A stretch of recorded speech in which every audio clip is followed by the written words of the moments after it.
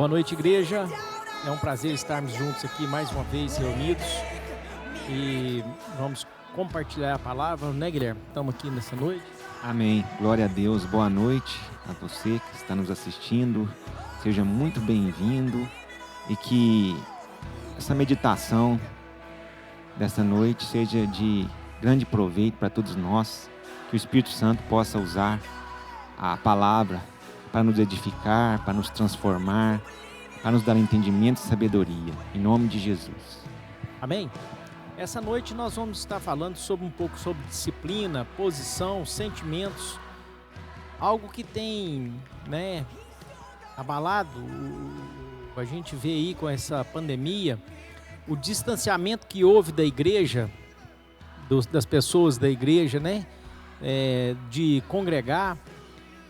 E isso traz muita insegurança na vida da pessoa. A partir do momento que a pessoa está longe da palavra de Deus, os sentimentos, Guilherme, vão mudando, né? A gente vai entrando medo, frustrações, ansiedades naquilo que a gente está sentindo. E isso pode, muitas das vezes, trazer um distorcimento, uma distorção daquilo que realmente nós somos em Cristo Jesus, né? Porque uma coisa é a nossa posição em Cristo e outra coisa é o nosso sentimento, né? A posição em Cristo Jesus é o que eu sou, isso não muda, amém? Isso não muda, eu sou filho de Deus, salvo, um povo santo, um sacerdócio real, isso não vai mudar. Essa é uma obra conquistada na cruz, para mim e para você, né? Não é pelo nosso esforço, não é por aquilo que a gente faz.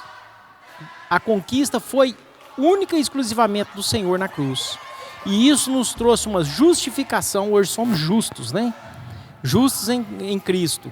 Sou filho, santo, salvo, eternamente salvo, certo? Eu sou salvo pelas obras? Não, é? Eu não sou salvo pelas obras. E também não perco minha salvação pelas obras. Se você é salvo, você é salvo. Agora, o sentimento. O que é o sentimento? O sentimento é aquele estado que a gente se encontra, não é? São aquelas emoções dentro da gente. E isso muda, não é?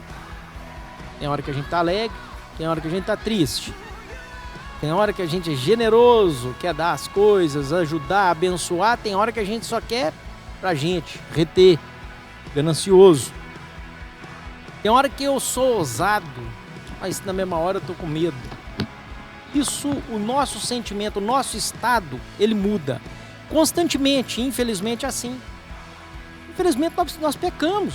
Às vezes a gente tá aí irado com o irmão, com a esposa ou com o filho, e a gente reconhece o erro, que aquilo foi uma ira, mas daí a poucos minutos está irado de novo com a mesma pessoa, né?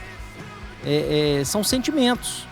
Então, o que a gente tem que entender sobre a nossa posição, que ela não muda, e o nosso sentimento, sim, ele muda. Então, por que eu estou falando isso? Né, Guilherme? Por que a gente tem que entender o que é posição e o que é os sentimentos, para que eu nunca na vida questione a minha posição por causa dos meus sentimentos, por causa do meu estado emocional. Amém? É o que a gente vê muito cristão se questionando, achando que Deus se esqueceu, a vida acabou, não tem mais jeito, mas isso é uma grande mentira. Que os nossos sentimentos, aquilo que a gente está pensando, que a gente coloca, e ainda a gente tem um inimigo que é Satanás, que faz a obra dele também, né, Guilherme? Então, muitas pessoas vivem assim, questiona o estado que ele se encontra, achando que a sua posição mudou. A pessoa vai para longe da igreja, agora o Espírito se afastou de mim. Mas a gente tem que ser humilde. E a verdadeira humildade é concordar com aquilo que a palavra fala.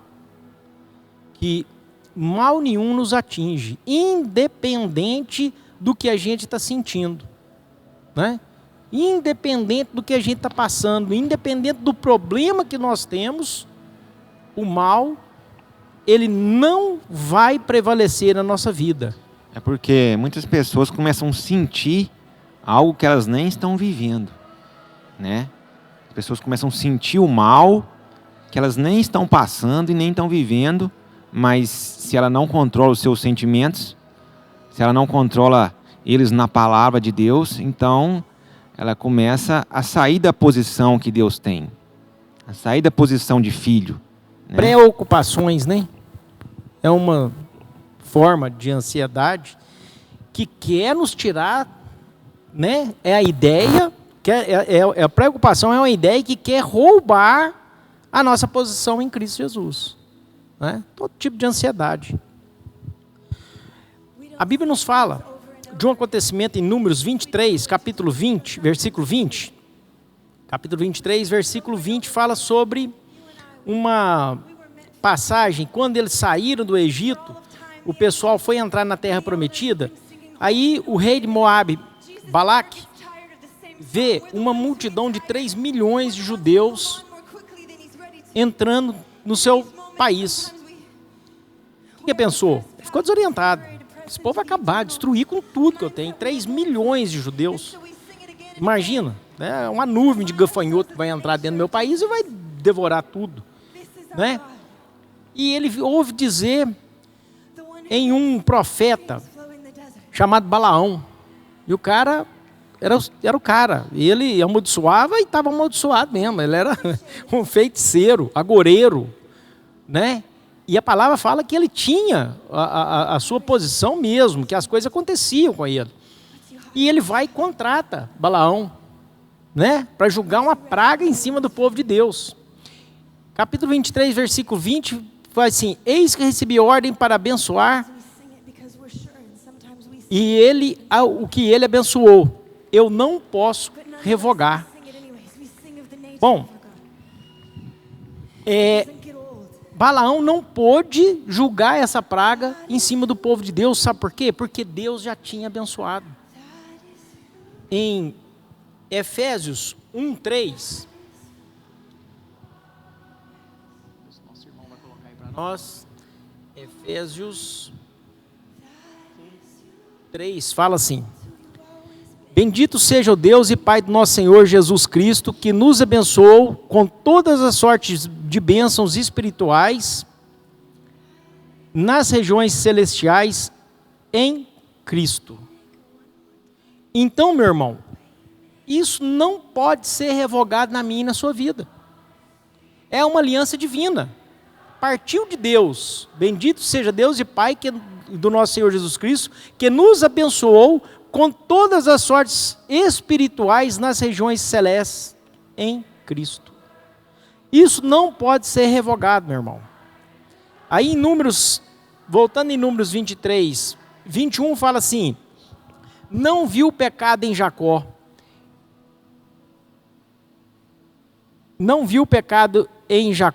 nem contemplou calamidade em Israel. O Senhor Deus está com eles, e no meio deles se ouvem aclamações do seu rei. Então, o que acontece? A palavra diz aqui que não viu pecado em Israel. Está falando aqui que eles não têm pecado? Não. Aliás, está falando ali de um povo que ficou 40 anos no deserto. E por que ficou? Murmuração, reclamação. Era um povo difícil. Dava carne para eles e eles estavam ali comendo, e a palavra fala que no meio, com a carne no meio dos dentes, mastigando, e já estava reclamando. Reclamando maná, reclamando de tudo, né? Mas o que acontece? Não viu, porque eles eram cobertos pelo sangue de Cristo, assim como eu e você. Amém? Então, o Guilherme, se a gente for olhar, a graça, ela dá uma margem para que a gente possa entender que a gente pode viver uma vida louca, né? Você pode pecar. Dá para dar uma entendida nisso. A Igreja Batista Central tem pegado muito sobre a graça há um bom tempo. E isso realmente dá uma chance para você pensar que você pode viver uma vida fazendo o que você bem entende, porque você vai ser perdoado. Mas, na verdade, o que vem disciplina de Deus também, né? Sobre as nossas vidas. Amém? Por quê? Porque Deus não vai deixar, presta atenção, Deus não vai deixar o nosso estado ser incoerente com a nossa posição. O nosso estado, a maneira com que eu me encontro, a mim e meu estilo de vida, Deus não vai deixar que seja incoerente com a posição que eu tenho em Cristo Jesus. Aí vem a disciplina. Por exemplo, eu vou te dar um exemplo claro. Um juiz da cidade, ele pode andar igual um bandido? Um marginal? Não. É incoerente. Ele tem que andar numa postura, numa posição, né? Então, a disciplina, ela não é um acidente na sua vida, ela não é uma morte, ela não é uma cadeira de roda, ela não é uma lepra, um câncer. Deus não faz isso com a gente. Amém? Deus não é assim. Vamos dar um exemplo na vida do filho pródigo? Vamos. Na parábola do filho pródigo, nos conta a história de dois filhos. Duas histórias diferentes. A história de um filho era o seguinte. Era um filho que era mais acomodado, né? E ele ficava à mercê das circunstâncias e das situações. Ele sempre esperava que o seu pai o promovesse em algo, fizesse algo por ele, desse algo a ele. Ele falou com o pai dele: olha, o senhor nunca me deu nada. Então, assim, tem pessoas que são assim, que cruzam os braços e esperam que as circunstâncias melhorem, que alguém as promova. São até pessoas boas, como esse filho era. Ele era um filho obediente, era responsável, ajudava o pai, servia ao pai, era obediente ao pai. Sempre dentro de casa, né? Sempre ali com o pai. Junto do pai, né? Então, assim, tem pessoas que são boas, são honestas, são direitas, servem, mas cruzam os braços e ficam à mercê das circunstâncias, das pessoas, das situações. Era esse filho. E esse filho, quando ele viu o irmão voltando, que o pai promoveu o irmão, o pai abraçou o irmão, trocou de roupa no irmão, deu o anel pro irmão, ele ficou indignado com aquilo. Ele viu o irmão sendo promovido. Então, às vezes a pessoa cruza os braços, espera a promoção, espera uma porta e vê as outras pessoas crescendo e fica: por quê? Por que eu não? Por que fulano cresceu e eu não? É porque são pessoas mais acomodadas, cruzam mais os braços e vê por que Deus abençoou aquela pessoa e não abençoou eu. E a pessoa fica indignada às vezes, né? Aquele sentimento começa a tomar conta dela, igual desse filho. Ele ficou indignado de ver o outro crescer. Ele não usa aquilo que ele tem, né? Por quê? Ele está dentro da casa do pai. A passagem aqui, ela diz sobre dois filhos. Jesus conta uma parábola de dois filhos. Presta atenção. Dois filhos. Um sai de casa e o outro fica em casa. O que ficou, igual o Guilherme está falando, o que ele fez? Ele tinha um banquete na frente dele, né? E ele ficava na minha vida ali. Ai, ó vida, ó dia, ó azar, né? Ele não se posicionou como filho. Como filho. Né? Ele ficou à mercê das circunstâncias, das situações. Será que um dia meu pai vai me tratar mesmo como filho? Será que eu sou o mesmo filho desse pai, que nunca me deu nada? Ele nem sabia quem ele era, né? A verdade é essa, está dentro da igreja. Isso é a vida do cristão. Quando Jesus contou essa parábola, ele estava falando de cristão, de filho, né? Aquele que está dentro da igreja, Ou seja, tem uma vida com o altar saindo as promessas, aquilo tudo que é prometido, e ele não toma posse daquilo. Não, isso não é para mim, isso é para o outro ali. O outro foi abençoado, eu estou aqui. Né? Então essa é a história do filho mais velho. Agora o filho mais novo, não, ele foi um filho que ele tomou mais atitude. Ele chegou perto do pai, já pediu a parte dele, que lhe cabia. Ele já começou a querer construir a sua história. Ele se levantou, né? E falou assim, eu vou pedir meu pai a minha parte, eu vou administrar, tal.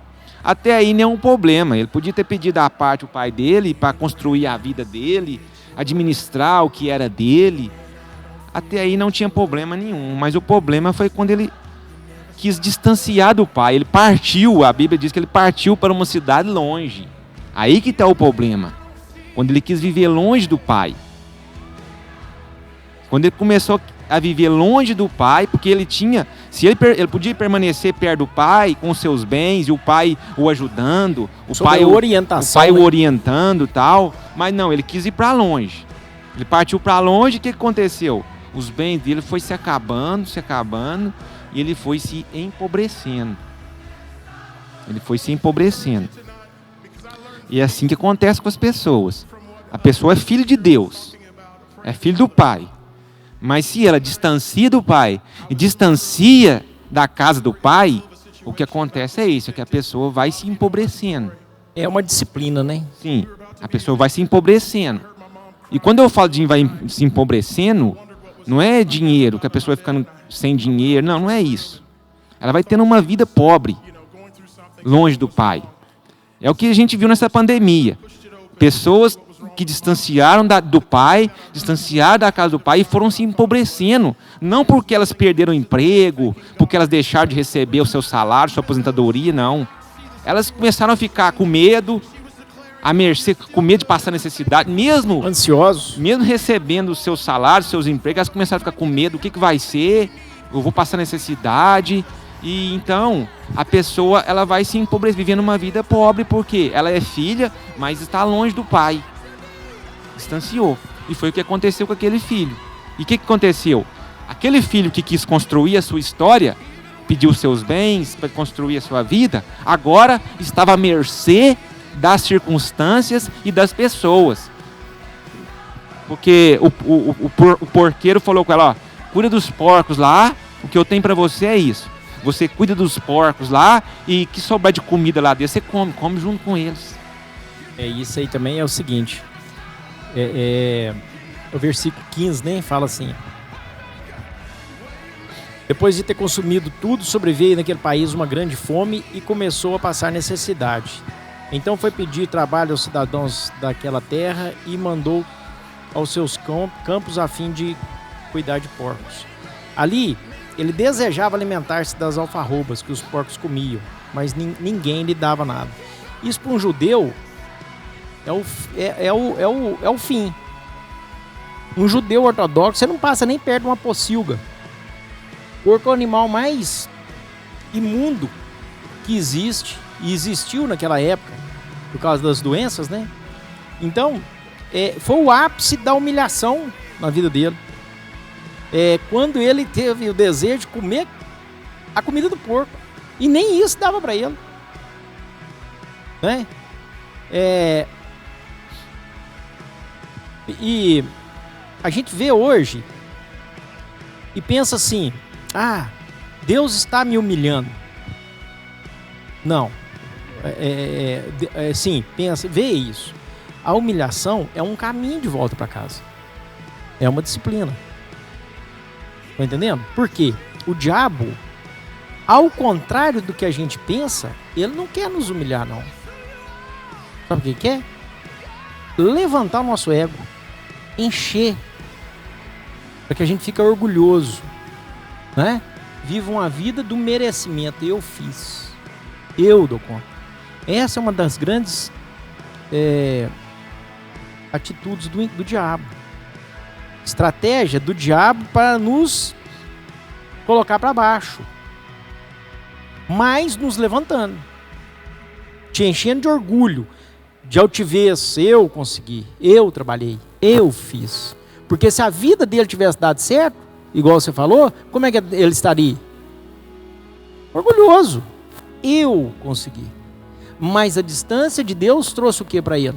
O que você estava falando. Uma vida vazia. Né? E aí, o que ele faz? Mas ele faz, como ele era uma pessoa de atitude, o que ele faz? Ele fala, vou levantar e vou voltar. Vou levantar e vou voltar para casa do meu pai. Aí ele toma essa atitude. Ele era uma pessoa de atitude, diferente do outro irmão. A palavra fala, caiu em si. Caiu em si. Caiu em si. E reconheceu o erro. E voltou para a casa do pai. Imediatamente, que ele falou assim, eu vou levantar e vou ir. Então ele levantou e se foi. Ele era uma pessoa de atitude. Muitas pessoas ficam assim, um dia eu vou voltar para a casa de Deus. Uma hora eu volto. Vou esperar uns dias, depois eu volto. Tem pessoas que só ficam assim, eu vou voltar. Vou melhorar minha vida, vou consertar minha vida para eu voltar. Meu filho, Deus, quando você vai tomar banho, você se limpa? Para você tomar banho? Deus é o banho. Não adianta você querer se limpar para tomar um banho. Deus é o banho, é Ele que te limpa, é Ele que te cura, é Ele que te sara, é Ele que faz os seus sentimentos, as vontades cair por terra e endireita os nossos pensamentos e nos coloca no caminho que nós devemos andar. Então, não tem o que fazer, é vir para a casa do Senhor, é reconhecer Ele como o único e suficiente Salvador da nossa vida, em todas as situações. Então, quando ele falou, eu vou levantar e vou voltar, na mesma instante se levantou e foi para a casa do pai, voltou para o pai. E o que aconteceu? O pai o recebeu, o abraçou, o beijou, o trocou de roupa, pôs o anel no dedo dele e preparou um banquete. O pai, no mesmo instante, o pai o levantou e colocou ele no lugar, na sua posição novamente, na posição que ele tinha novamente, no mesmo instante. O pai correu ao encontro dele e já colocou ele na posição de volta na mesma hora. Porque é assim que o pai faz. Ele levanta a pessoa numa rapidez tremenda. Por isso que a pessoa, às vezes, ela fica distante do pai dias, anos. E quando ela volta para a casa do pai, no mesmo instante o pai já levanta a vida da pessoa. Ele levanta rápido, porque isso é a graça de Deus que nós estamos falando aqui. Essa é a graça. A pessoa pode ficar longe, pode andar por longe, por outros caminhos, mas quando ela volta para o pai, no mesmo instante, Deus levanta a pessoa. Por quê? Essa é a posição que Ele tem para nós. Essa Posição que Ele quer que nós fiquemos. Por isso que a vida das pessoas, a vida de algumas pessoas é assim. Elas vêm e vai. Vêm e vai. Elas vão, ficam afastadas. Aí depois, volta. Aí Deus as levanta, Deus as abençoa, Deus as cura, transforma. Aí elas vão de novo. Aí depois lá fora, sente a necessidade do Pai, aí volta. Aí Deus as levanta novamente rápido. Por quê?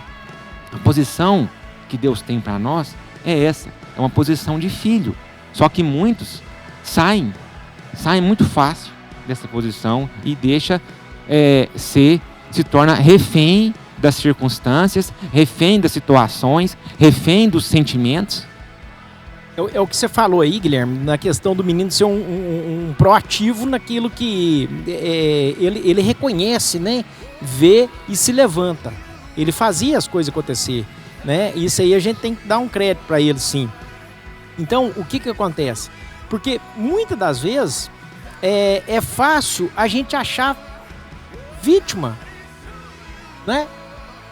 Achar culpados, aliás, é muito fácil você achar culpado. Muitas vezes você podia ter dito assim, o culpado foi aquele pai que não orientou o filho, o culpado é o filho porque ele não teve experiência, ele era jovem, o pai não é o culpado e porque não deu apoio para ele, não foi atrás, tal.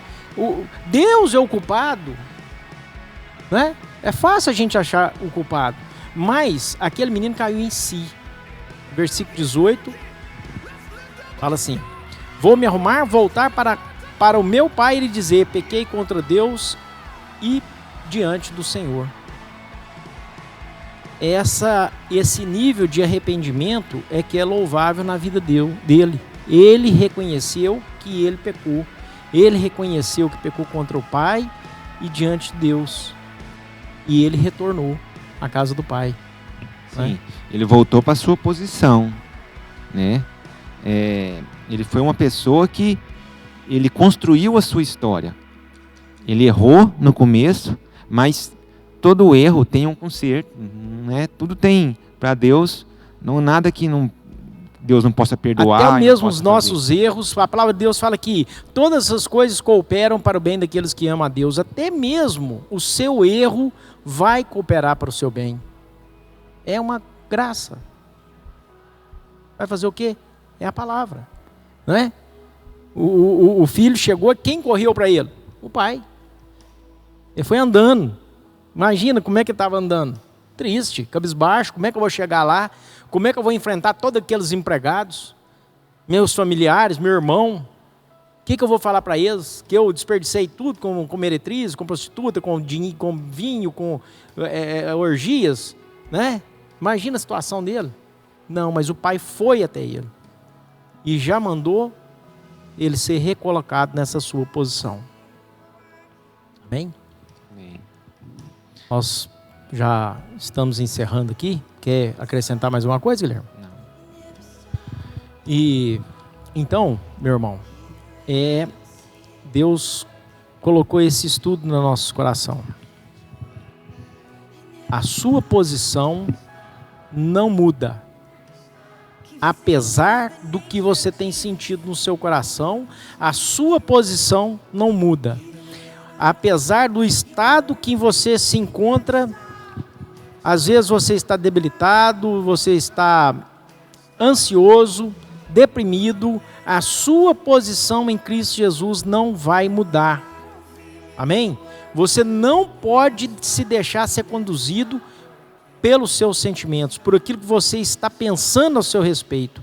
Você tem que entender o que Deus te colocou, te fez como filho, amado, justificado. Você hoje é justo pela obra de Cristo, pelo que Cristo fez na cruz.